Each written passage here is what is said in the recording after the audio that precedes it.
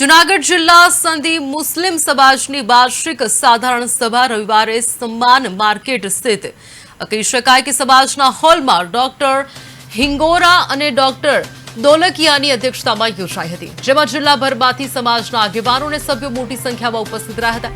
સભા દરમિયાન સમાજના પ્રમુખ તરીકે નિવૃત્ત મામલતદાર અને સામાજિક કાર્યકર હુસેનભાઈ દલની મુદ્દત પૂર્ણ થતા ચૂંટણી પ્રક્રિયા હાથ ધરવામાં આવી હતી, જેમાં હુસેનભાઈ દલ બિનહરીફ રીતે સતત બીજી વખત આગામી 3 વર્ષ માટે પ્રમુખ તરીકે ચૂંટાઈ આવ્યા છે।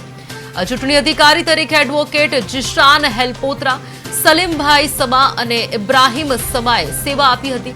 બિનહરીફ વરણી બાદ હુસેનભાઈ દલે સમાજના સંગઠનને વધુ મજબૂત બનાવી સામાજિક એકતા અને હિત માટે કાર્ય કરવાનો સંકલ્પ વ્યક્ત કર્યો હતો।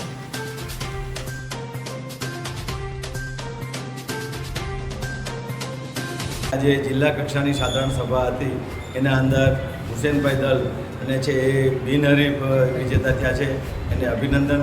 કારણ કે ખૂબ જ વિદ્વાન વ્યક્તિ છે અને આ સમાજનું ગૌરવ છે। હંમેશા દિવસ રાત બીજાના કામમાં પોતાનો સમય આપે છે, તન મન ધનથી જોડાયેલા છે, એટલે એને વિશેષ અભિનંદન।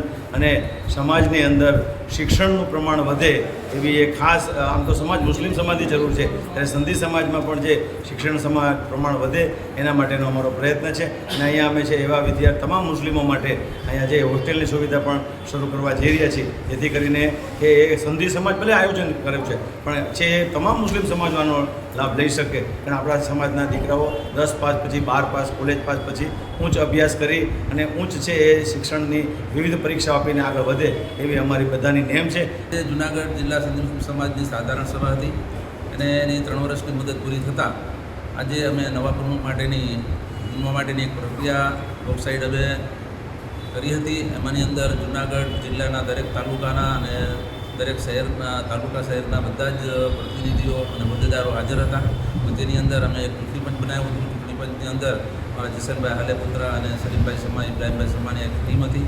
એના થ્રુ ચૂંટણી પ્રક્રિયાની અંદર અમારા પ્રમુખના ઉમેદવાર જે અગાઉ પણ પ્રમુખ હતા પણ નવી ટર્મ માટે પણ હુસેનભાઈ દલે ફોર્મ ભર્યું અને ફક્ત પોતાનું એક જ ફોર્મ આવતા તેને અમે ચૂંટણી પંચે બિનહરીફ જાહેર કર્યા અને પ્લસ જૂનાગઢ શહેરમાં અને જિલ્લામાંથી કોઈ પણ વ્યક્તિ એની સાથે બીજો કોઈ ઉમેદવાર ન થતા એને અમે બિનહરીફ અને સર્વાનુમતે અમે જાહેર કરી।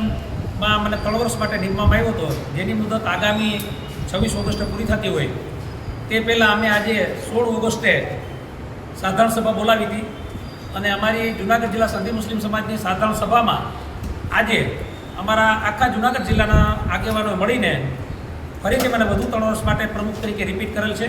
તે બદલ હું જૂનાગઢ જિલ્લા સંધિ મુસ્લિમ સમાજના તમામ વ્યક્તિઓનો, તમામ આગેવાનો, તમામ કાર્યકરોનો, તમામ મિત્રોનો આભાર માનું છું અને આગામી 3 વર્ષ દરમિયાન અમે સૌ સાથે મળીને સમાજના વિકાસ માટે જે થઈ શકશે તેટલા અમે કામ કરશું। ખાસ કરીને શૈક્ષણિક ક્ષેત્રે હોય, આરોગ્ય ક્ષેત્રે હોય, હાઉસિંગ ક્ષેત્રે હોય, અન્ય સામાજિક ક્ષેત્રે જે કંઈ જરૂર પડે ત્યાં અમે સૌ સાથે મળીને કામ કરશું એવી હું પ્રમુખ તરીકે ખાતરી આપું છું।